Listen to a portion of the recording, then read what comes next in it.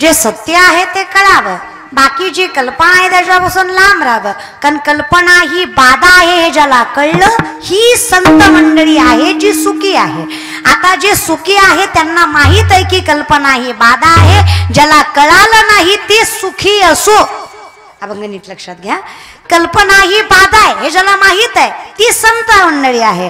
आणि जी संत आहे ती सुखी आहे. पण बाकी जे सुखी नाहीये त्यांना कळलं नाहीये की कल्पना ही बाधा आहे. म्हणून ते सुखी होण्यासाठी त्यांना कळावं कल्पनेची बाधा न हो कवने काळी. कुठल्याच वेळी कुठल्याच काळी कुठेच कल्पना नसावी. कल्पना म्हणजे असत्य, द्वैत, दंभ याला म्हणायचं.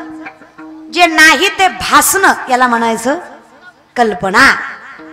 जे माहित आहे की आपलं नाही तरी माणूस दुःखी होतो. लीड आहे का? बंगला जळतोय, काय जळतोय? कल्पना आहे का? बंगला जळतोय, बाप मोठ्या मोठ्याने रडतोय, पोराला काहीच त्रास नाहीये. बाप म्हटला काय औलाद जन्माला घातली, एवढा मरमर मरून कष्ट करून लोकांचे बांध उकरून मी बंगला बांधला, जळायला लागलाय, ह्याला काहीच वाटत नाही. तो पोराला म्हटला अरे माझं पिकलं पान उद्या गळून पडणार आहे, तुझ्याच कुटुंबाला त्याच्यात राहायचं, जरा तरी विचार कर. बंगला जळतो, इजेव पाणी होत, काहीतरी कर काहीतरी कर. पोरगा म्हणला बाबाला लय टेन्शन घेऊ नका, मी परवाच बंगला ऐकलाय. आता बापही गार झाला महाराज. बंगला तोच आहे, आग तीच आहे, माणसही तीच आहे, बदलली आहे फक्त कल्पना. माझा आहे, माझा. जेव्हा कळलंय की माझा नाही, आता खरं सांगा हा याचा आहे का? असता तर मड्यावर बांधता आला. कळतोय की तुम्हाला? हा, असता तर मड्यावर बांधता आला असता. येतो का मड्यावर बांधता? सांगा तुमच्या बापाला. नाही बांधता येत. मड्यावर बांधता येत नाही. म्हणजे आपला हे सत्य जेव्हा कळालं की आपला नाही तेव्हा दोघही शांत आहेत. पण जोपर्यंत कल्पना आहे की माझ आहे तोपर्यंत दुःख आहे. तुम्हाला कळतंय? माझ्या समाधानासाठी तरी होय म्हणा, आता काय करता? कळतंय ना? माझा नाही हे सत्य आहे, सुखी आहे. माझं आहे हे असत्य आहे, कल्पना आहे, दुःख लागतंय. मग आता काय झालं? दोघंही शांत उभा आहेत. ह्या दोघाच्याही शांतीला बघून पोराचा फोन वाजला. पोराने फोन उचलला. तिकडून एका माणसाने विचारलं काय झालं? महाराज याचं बोलणं ऐकून हा रडायला लागला. बाप म्हटला काय झालं, का रडतोस? फोन आल्यापासून रडतोस, काय झालं रडायला? ती म्हणला ज्यानं बंगला घेतला होता ती म्हणला आता मला तुमचा बंगला नको. आता बापही रडायला लागला. जोपर्यंत सत्य माहित आहे तोपर्यंत शांत आहेत. जेव्हा कल्पना लागली तेव्हा दुःख आलं. कळतंय? मग असत्य ही कल्पना आहे. असत्य, कल्पना, दंभ, द्वैत एकच आहे. असत्य त्रास देतं, कल्पना त्रास देते, द्वैत त्रास देतं, दंभ त्रास देतो. माझी विनंती आहे देवा फक्त मला कळावं की तू विठ्ठलच सत्य आहे, बाकी सगळं असत्य. ही कल्पनेची बाधा माझ्याकडे लागू नये, तरच मी सुखी आहे. या संतांसारखं आहे. विचार करा, एखाद्या माणसाला विचारलं बंगला आहे, गाडी आहे, पैसा आहे आणि माणसं सुखात साथ देतं. पोरांनो, तुम्हाला चांगली एखादी गाडी घ्यायची असेल आणि मित्राला म्हटलं येतो का शोरूमला, 10 येतील, 20 काय हरकत नाही. पार्टी 100. 31 डिसेंबरची केली का? होय, हिंदू धर्म हाणला का 31 डिसेंबर? जन केली ना, या बहिणीची गॅरंटी आहे अजून 4 वर्ष तुला बायको भेटणार नाही. आता बाकीचे म्हणतात मला चालय तुझं नीट नांदणार नाही. ही नाही भेटल्यापेक्षा बेकार भेटली न नांदणं. आणि का रे, आपलं आहे जिंगल बेळा आपली आहे. जरा नीट विचार करत जा रे पोरांनो. पूर्वीनं जरा विचार करत जा. लोक लोकांचं सोडत नाहीत, आपण आपलं का सोडायचं? कधी गुरुद्वारात गेलात तर मस्तकाला कापड बांधल्याशिवाय ते मंदिरात येऊ देत नाहीत. त्यांच्या देतात का? नाहीच. मग आपलं मंदिर काय आवजाव घर तुम्हाला आहे का? बोलल्यावर झोमतो तुम्हाला. आपल्या मंदिरात भक्त कमी आणि कपल जास्त आहे. हा येतो तिकून, ती येते इकून, हा तू येते इकून, मी येते इकून. भेटू महादेवाच्या मंदिरात. महादेवाच्या जगाचा बाप असला तिसरा डोळा उघडला तर पळायचं कळायचं नाही तुला. देव त्रास देत नाही पण कर्म माफ करत नाही. जरा जपा, विनंती आहे.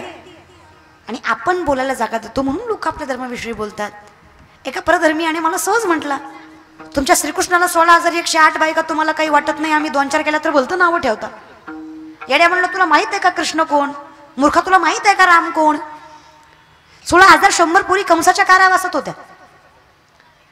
8 बायका देवाने केल्या नाही, देवाकडे आल्या. त्या 16,100 पोरींनी त्या भगवंताच्या चरणावर मस्तक ठेवला आणि म्हटलं, देवा कंसाच्या कारावासात राहिलेल्या पोरी आहेत आम्ही किती जगाला रडून सांगितले की आम्ही पवित्र आहेत, तरी लोक ऐकणार नाही. असं जगण्यापेक्षा मेलेलं बरं. एकतर आमचा स्वीकार करा, नाही तर आम्हाला मारा. देव म्हटला, मी तारणहार आहे, मारू नाही शकत. जगाच्या मालकाचं मन फार मोठं आहे. माझ्या विठोबाचा कैसा प्रेमा भावा, आपणची देव होय गुरु. सगळं स्वतः करतो. देव म्हणला, हरकत नाही, दुसऱ्या कोणाच्या पदरात टाकत नाही. माझं नाव लावायचा अधिकार मी तुम्हाला देतो. म्हणून प्रत्येक ती 16,100 पोरगी देवाचं नाव आपल्या नावासमोर लावायचं सामर्थ्य निर्माण करते. ही जगाच्या मालकाची कृपा आहे. पण त्यातल्या एकाही मुलीच्या अंगाला माझ्या कृष्णाने स्पर्शही केला नाही. भोग भोगोनी भंगचारी ब्रह्मचारी नवल केवडे केवडे नकळे कान होवाचे कोडे. अरे देव समजून तरी घ्या काही का. आणि एकत्र आपल्या धर्मातल्या पोरीने मला म्हटली, ताई लय राम राम करता, 22 जानेवारीला फारच म्हणता, असं करा तसं करा, रामराज्य येतं. आणि विनंती आहे, जगातलं सगळ्यात देखणं, जगातलं सगळ्यात सामर्थ्यवान आणि विश्वातला सगळ्यात गोड 16-22 जानेवारीला होणार आहे. तो आपल्या गावात आणि आपल्या घरात प्रत्येकानं साजरा केला. आपल्यासाठी फार स्वाभिमानाची गोष्ट आहे की आपण रामाच्या राज्यात जाणार आहोत. विनंती आहे, स्वाभिमान ठेवा थोडा. मग माझं असं बोलणं ऐकून मला कीर्तन झाल्यावर एका पोरीने विचारलं, ताई फार राम राम करता, तुम्हाला फार राम आवडतात का? म्हटलं, बाई मला माहित आहे, कृष्ण विठ्ठल राम एकच आहे. म्हणजे ठीक आहे. माझ्या एका प्रश्नाचं उत्तर, ज्या रामाचा एवढा गुणगान गाता, त्या रामाला स्वतःची बायको कळली नाही, त्याला आम्ही काय कळणार आहे? बघा आजकालच्या पिढीचा विचार बघा किती. तुम्हाला रामायणच कळलं नाही रे येडे हो. एक परीट म्हणला आणि मग रामाला म्हणला, आणि मग रावणाकडे रावून आली सीता, आणि मग ती नीट आसन का, आणि तुम्हीच पुरुषोत्तम आहे, आणि मग आम्ही कसं म्हणावं तुम्ही पुरुषोत्तम आहे, आणि तुम्ही मग तिला वनवासाला पाठवा म्हणून रामानं पाठवलं. अरे बिनकली का काय तुम्ही? लोकांचं ऐकेल तो देव कसा? अरे देव आहे तो, लोकांचं कसं ऐकेल? रामायणाचं उत्तर तर कधी ऐकलंय का तुम्ही? दशरथाचा मृत्यू हा नियतकालीन नाही, आपत्कालीन आहे. मृत्यूचे 2 कारण. प्रथम नियतकालीन, लल्लाटी जे लिहिले न पुसेगा काही केले, सटवीची राती जन विसंबी वाती, त्याचा ईश्वर निर्णय चित्ती वाहणे सदा. माऊलींचं वर्णन आहे, 5व्याच दिवशी माथ्यावर सटवी मृत्यू लिहिते, म्हणून 12 दिवस तरी जुन्या बायका लेकराचं तोंड जगाला दाखवत नव्हत्या. येड्या नव्हत्या त्या. तुम्ही लय शहाणे. तुम्ही जन्माला आले 3ऱ्या सेकंदाला फेसबुकला पोस्ट टाकता, baby is come, okay, like subscribe and share. दाखवायचं ते दाखवा ना दादा. सोशल मीडिया वाईट नाही रे, म्हणजे नियम आहेत तेवढे पाळावे.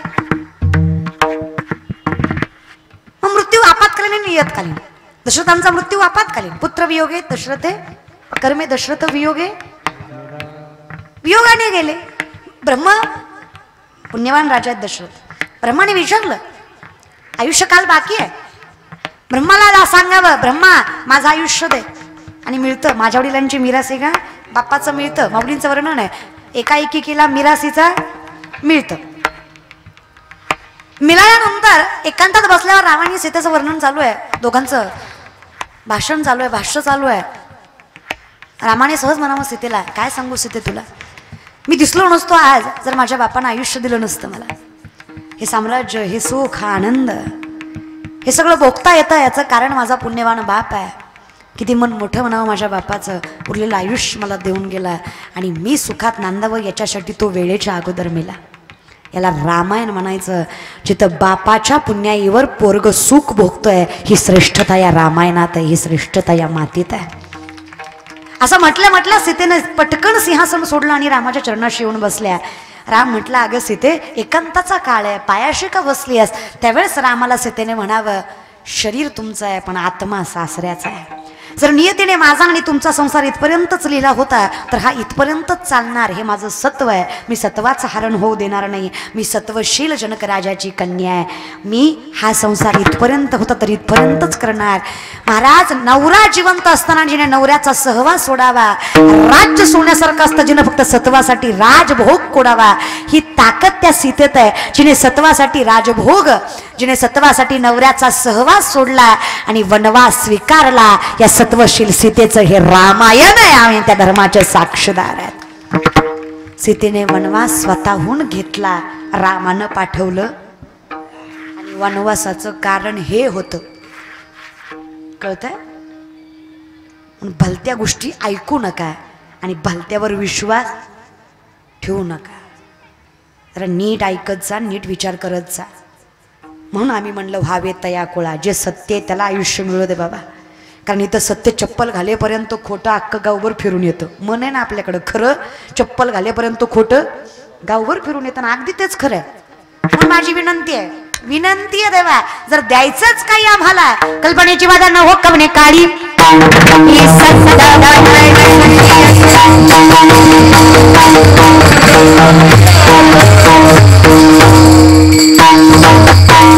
तेव्हा दिलं केलं सुखी, पण दिलं सुख तर माणसं सुखानं खात नाही ना. सगळं दिल्यावर माणूस सुखानं खात. सगळ्यात मोठा शिवभक्त आज ताग्यात रावणासारखा झाला नाही. धन्य भाग्य रावणाचे दास झाले शंकराचे. देवाने सगळं दिलं पण रावणाला सुख भोगता आलं. अहंकार, परिणाम, सगळ्याचा नाश. 6 शास्त्र, 18 पुराण, 4 वेद, मुखोद्गत रामेश्वर शास्त्रींच्या. अहंकार, परिणाम, आनंद कळला. मग कळण्यासाठी काय करावं लागलं? तो किता तुलनीसी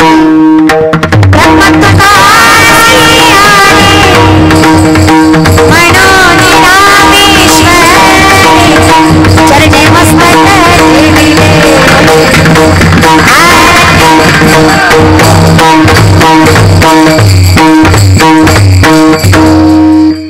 चौदा विद्या 64 कला 1400 वर्षाचं वय चांगलं महाराजांचं. काय करतात ज्ञानाला?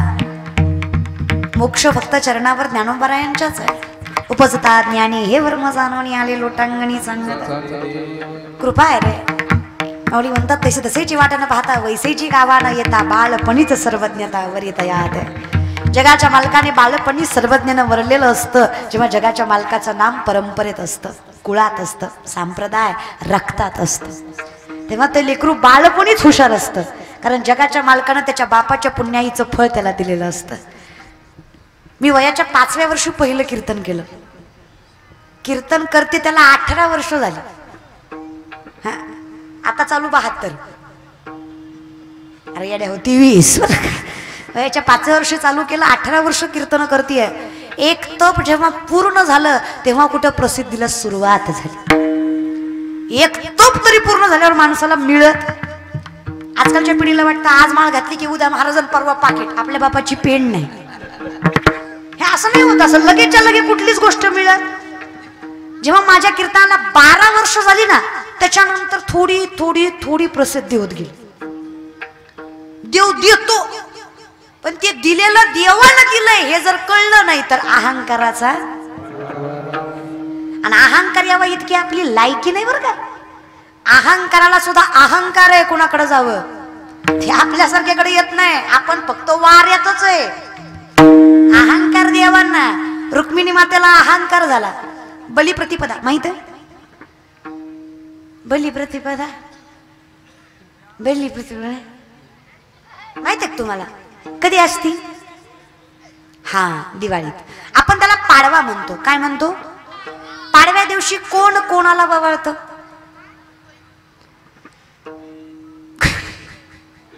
कोण कोणाला ववाळतं? नीट हा नीट. पाडव्याला कोणा कोण वळवून घेता तुम्ही? ब्रह्मचारी तुम्ही सगळीकडे ना. हा, कोणा कोण वळवून घेता? अरे येड्या बायको कोण नाही. त्यांची बी चूक नाही. गेल्या वर्षी भाऊबीज आणि पाडवा एकाच दिवशी आलता. गेल्या वर्षी भावाला आणि नवऱ्याला एकाच पाटावर ववाळलंय तुम्ही. पण या वर्षी लक्ष दिलं नाही का? पाडव्याला नवरा ववाळतात आणि भाऊबीजीला दिवस चुकवू नका. भाऊ लय असते. कळलं त्यालाच कळलं महाराज. ज्ञानदेव म्हणे व्यासाची अखोन समजून घ्यायचा रे.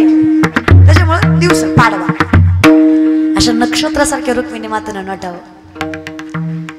आवरायचं, सावरायचं, सजायचं, मुरडायचं बाईचा अधिकार आहे. शृंगार करणं बाईचा अधिकार आहे. पण बाह्य शृंगार तेव्हाच करावा जेव्हा कर्तव्याचा शृंगार सजलेला असेल. तेव्हा बाह्य शृंगार सुद्धा अगदी शोभून दिसतो. जेव्हा मुलगी कर्तृत्ववान असेल ना तेव्हा ती दिसायला कशी आहे हे जग बघत नाही आणि गरजही नाही. अंतर्मन स्वच्छ असलं ना पण नटावं. बाईनं आवरावं, सावरावं, एकदम छान राहावं. अधिकार आहे तो बाईचा. मग अगदी नक्षत्रासारख्या साजो शृंगार करून रुक्मिणी माता नटल्या आणि देवासमोर आल्या. रुक्मिणी मातेकडे बघून देवही म्हणला, रुक्मिणी काय दिसतच ग. या माणसानं आपल्याला म्हटलं काय कीर्तन केलं तर आपण ढगात जातो. म्हणजे आपल्याला आकली नसतात म्हणा, ती गोष्ट वेगळी आहे. मूर्खानं कौतुक केलं तर आपल्यासारखा मूर्ख ढगात जातो. जगाच्या मालकानं कौतुक केलं अहंकार येणार नाही का. कौतुक करणारा जगाचा मालक आहे. रुक्मिणी मातेला देव म्हणतो काय गोड दिसतस ग. रुक्मिणी मातेनं मनातल्या मनात म्हणा मग दिसतेच. तुमचं नशीब आहे तुम्हाला भेटले. लय असतील तुम्हाला पण माझ्यासारखी हुडकून सापडणार नाही. मनातल्या मनात म्हणले पण न सांगता तुम्हा कळू येते. देवाला मनातलं सुद्धा कळतं. देव म्हणला तू आता ये वावळाय तुला दाखवतो कसं असतंय. ती अहंकार झाला. रुक्मिणी माता वावळायला गेल्या पण देव सापडला. लाजली गे माया तकवणा बोबाळ आता तकवणा बोबाळ इकडे पावे तिकडे पावे तिकडे मोजा बोबाळ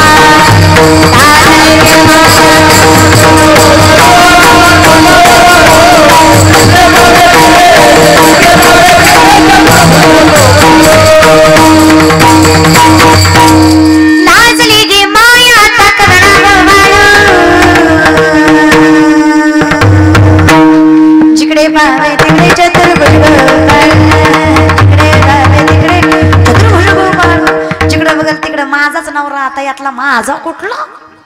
मी त्याला तोंड घेऊन म्हणलं होतं माझ्यासारखी हुडकून आता ह्योच हुडकून. रुक्मिणी माता मनातल्या मनात म्हणल्या देवा एकदा हात वरी करून सांगा तुम्ही कोण आहे. पुन्हा जिंदगीत म्हणणार नाही मी हाय म्हणून टिकले. देव म्हणला बस बोंबलत. तुला कोण म्हणलं होतं अहंकार करायला.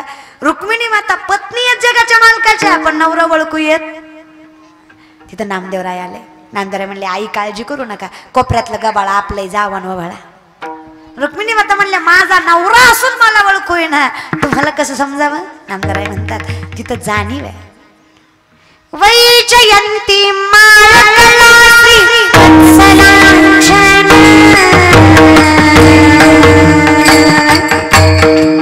विष्णू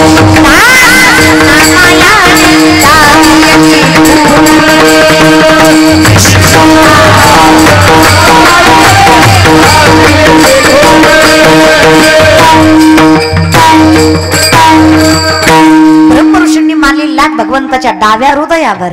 तिथं जगाच्या मालकाला ओळखता यावं. महाराज नामदेवराय म्हणतात आम्ही दास त्याचे आमच्याकडे समदृष्टी घेता समान श्री हरीश मदमावरी हरी झाला. अरे देव ओळखू आला नाही तर दास कसला. पण देव ओळखू येत नाही जेव्हा अहंकार असतो. आणि रुक्मिणी मातेला आला नाही तुमच्या आमच्या सारख्याला काय येणार आहे. म्हणून विनंती आहे देवा तू सापडावा याच्यासाठी आम्ही जे भाविक आहेत. भाविक म्हणजे भक्तही नाही म्हणता येणार पण नास्तिकही नाही म्हणता येणार. आम्ही जे भाविक आहेत यांना सुद्धा अहंकाराचा वारा सुद्धा नको. राजस म्हणजे लाडावलेले. मग मी काय म्हटलं आतापर्यंतच काहीच कळलं नाही. काय काय असतात ना चालून चालून बी वर काहीतरी राहतच ना. काय काय माणसं म्हणले ताई आतापर्यंतच काहीच कळलं नाही. हरकत नाही. आतापर्यंत काहीच नाही कळलं तरी हरकत नाही. इथून पुढचं ऐका. काही नाही जमलं निदान म्हणजे कमीत कमी आपण निदान एवढं तरी.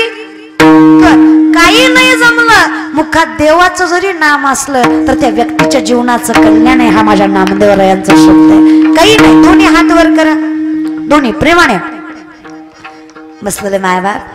त्याच्यामुळे जीवन आहे त्याचं नाव घ्यायचं. किती आत्मीयता पाहिजे प्रेमाने. जरा लक्ष्मी शारंग तेरे सीतापति रघुवीर राधा गोविंद लक्ष्मी शारंग तेरे सीतापति रघुवीर राधा गोविंद राधा गोविंद रघुमाई पांडुरंग राधा गोविंद रघुमाई पांडुरंग